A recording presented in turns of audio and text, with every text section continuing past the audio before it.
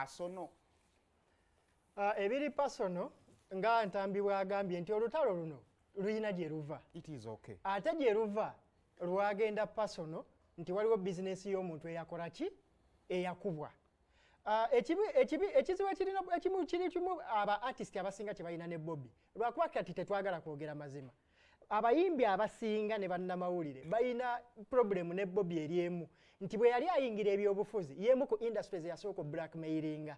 Mwe mumu ku industry mwe basinga okusula kali ennyingi nga bakeera ku makya ne bakumakinga nti otayimiridde wamu n'abantu ne bakuba kali yanekola ki nekkirira.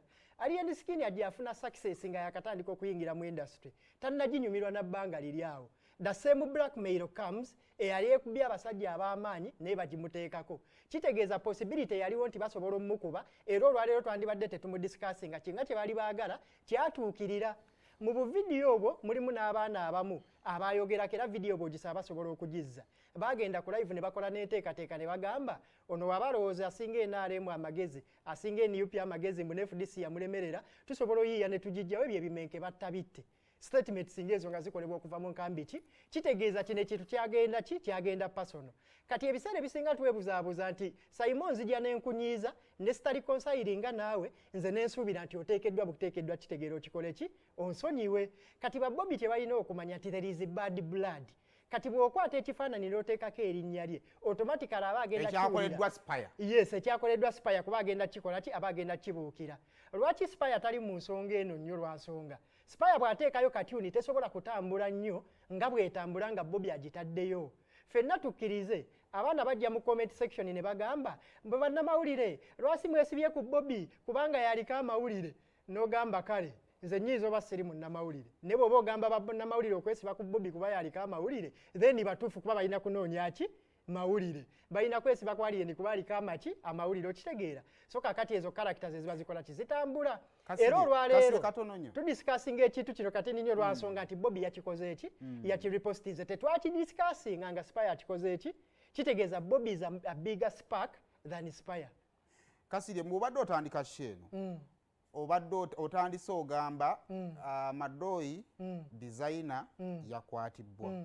Madoyi designer yakwatiddwa mu fracas gwe tukola ki gwe tulimu tolabike nga ali mu double standards nga oli ataddeyo post eyagala okujjayo Madoyi oyagala okusaidinga ne Madoyi eyakwatiddwa kyokka toyagala okuwolereza atagasse ettaffaali kwoli oba okuwa explanation lwaki ali mu abo kubanga there is an explanation asobola okuba ayambala ebyamagye kati for example gundi ya Bobiwine eyawendi tumutadde mu bambadde ebyamagye n'asobola okwejjeera lwa nsonga nti wabaawo ekiwandiikibwa ne musaba ebyambala ebyo either ne mubizanyira mu firimu oba ne mubikolera mu music videos.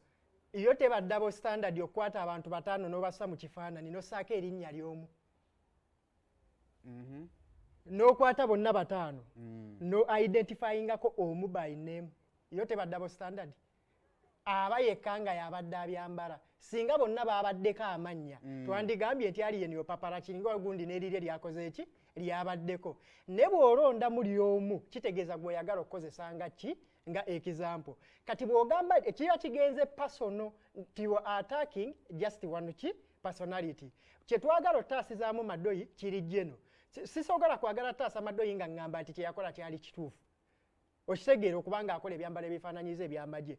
Nze ekingambisa free Madoyi kuba nzikiriza nti Madoyi asobola okuba nga y'omu ku bantu be tusobola okukozesa in a better way kuba nze omuntu agoberera fashion ngobereddeko ku mirimu gye ngobereddeko ku baana batendese I know nti Madoyi is an asset.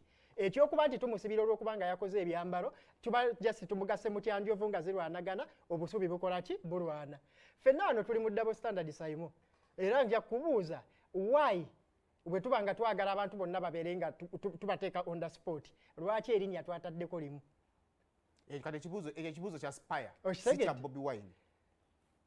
Simon kale katukireke tujja kibuuza Spire neera nakyo tuba tukoze kati byonna ebibuuzo bya Spire twabibuuzizza Bobiwine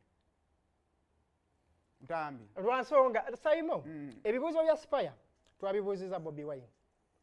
Bobiwine yakutte kati eno n'agiretweetinga ng'omuntu okitegeera. Bobiwine ebbanga lyamaze mu industry eno kyemmanyi kye yakoze teyakikoze nga Ensobi Machi azimbu nafuusa obwenjawulo tusobola twagala tukirabe nti yakoze nga ki nga Nsobi. Ebibuuzo bye yabadde abuuza yabadde abibuuza gavumenti. Lwaki nabo tebakonsentrate baga katuteekeko bamagye n'abapoliisi bokka then tuleme kuteekako ba personality tuleme ki personalizinga but this was personalized from the cartoon okuba nti at least balonzeyo omuntu omu ne bagamba lino lyerinnya nga Allan bwe yabadde sparka ku cartoon then ne Bobiwine n'abeera sparka mu kupostinga bano bonna ba contributors tambinga tumaliriza singa katuuni ya Spire ebadde ewangudde Grammy oluvannyuma lwa posti ya Bobiwine ani alina otwala Grammy Spire yatwala Grammy Spire yavunaanyizibwa bakatuni